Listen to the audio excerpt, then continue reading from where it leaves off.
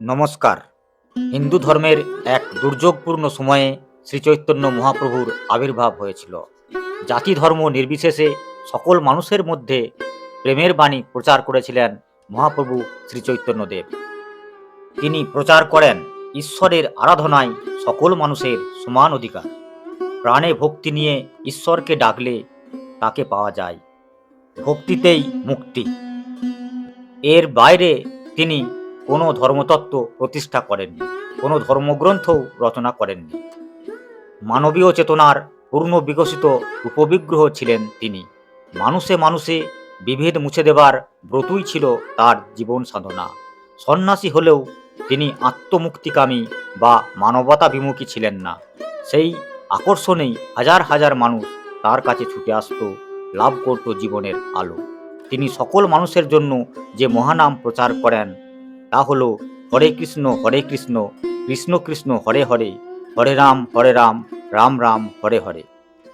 চৈতন্য মহাপ্রভু কে ছিলেন?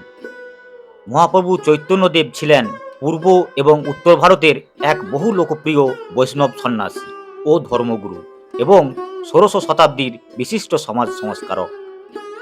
মহাপ্রভু শ্রীচৈতন্যদেব 1486 খ্রিস্টাব্দের 18 ফেব্রুয়ারি পূর্ণিমা তিথিতে নবদ্বীপের প্রাচীন মায়াপুরে জন্মগ্রহণ করেন। তার পিতার নাম ছিল জগন্নাথ মিশ্র এবং মাতার নাম ছিল শচী দেবী। জগন্নাথ মিশ্র বা চৈতন্যদেবের পূর্বপুরুষ বর্তমান বাংলাদেশের সিলেটের বাসিন্দা ছিলেন।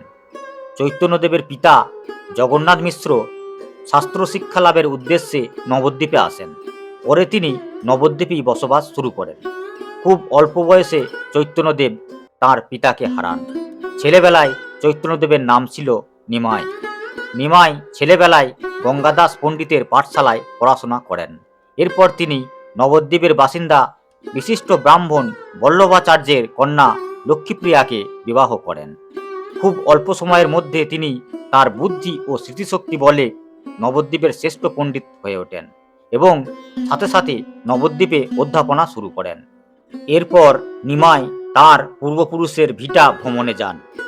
এই সময় একটি দুর্ঘটনা ঘটে। তার স্ত্রী লক্ষ্মীপ্রিয়া সর্পের দংশনে মারা যান। এর কিছুদিন পর নবদ্বীপের রাজপণ্ডিত সনাতনের কন্যা বিষ্ণুপ্রিয়ার সাথে তার বিবাহ দেওয়া হয়, কিন্তু তার সংসার করা হয়ে ওঠেনি। এই সময় নবদ্বীপের পণ্ডিতেরা তাকে পরামর্শ দেন যে তার পিতার পিণ্ডদানের জন্য তাকে গয়া যেতে হবে। সেই মতো তিনি গয়ার উদ্দেশ্যে রওনা হন।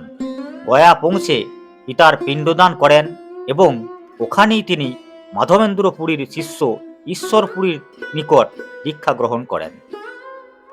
তারপর তিনি নবদ্বীপ ফিরে আসেন। দীক্ষা গ্রহণের পর তাঁর আচার আচরণের প্রভূত পরিবর্তন লক্ষ্য করা যায়। তিনি কৃষ্ণপ্রেমিক হয়ে ওঠেন। 24 বছর বয়সে নিমাই তাঁর মাতা ও স্ত্রীকে ত্যাগ করে কাটোয়াতে এসে সন্ন্যাসী কেশব ভারতীর নিকট সন্ন্যাস গ্রহণ করেন।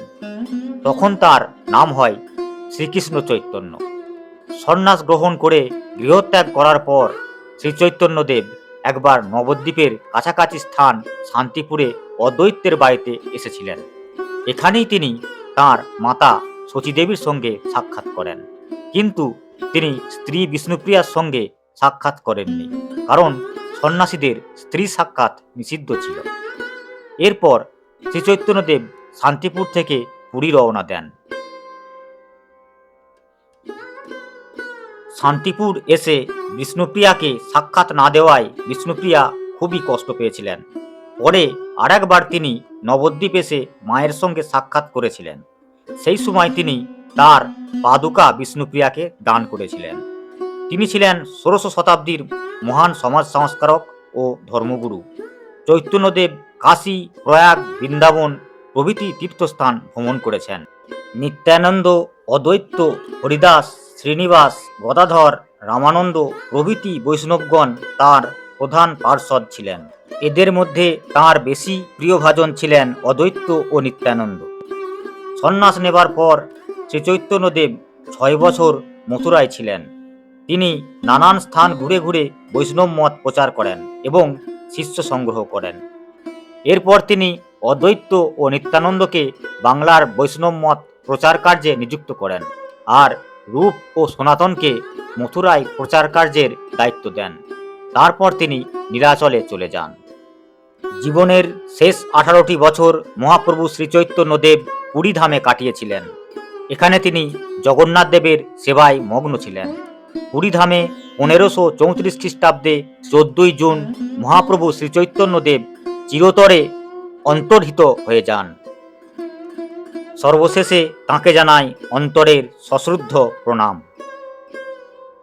ভিডিওটি ভালো লাগলে একটা লাইক করবেন, কমেন্ট করবেন এবং শেয়ার করবেন এবং চ্যানেলটি সাবস্ক্রাইব করে পাশে থাকবেন। চলুন বন্ধুরা, দেখা হবে পরের কোনো ভিডিওতে। ততক্ষণ ভালো থাকবেন, সুস্থ থাকবেন এবং ভিডিওটি দেখার জন্য আপনাদের অনেক অনেক ধন্যবাদ।